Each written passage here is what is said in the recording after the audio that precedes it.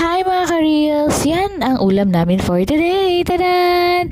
Ginataang yellow pin. Yan. Napakasarap yan. Ang dami niyang petray, di ba? Kaso, hindi kami nakabili ng nyog. So, gumamit na lang kami ng Coco Mama. Okay din naman yan. Pero guys, advice, bumili pa rin kayo ng nyog kasi mas masarap yun.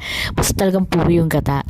And then yan, yung ginataan namin, nilagyan namin siya ng kamyas para may konting asim-asim din. So yan, nilagyan muna namin siya ng sibuyas para mawala yung lansa niya. And then guys, kung meron kayo suggestion, comment nyo below. Follow me guys, pwede na makatanggap ng star. Napakasarap niya. Alam nyo, yung mga kapatid ko, kumakain sila niyan eh.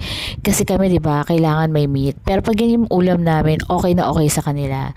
So yun guys, kayo, anong ulam nyo? Kita nyo naman, kami kahit fish lang, okay na. And then, dinagdagan na lang namin ng pechay kasi mahilig talaga sa pechay yung mga kapatid ko.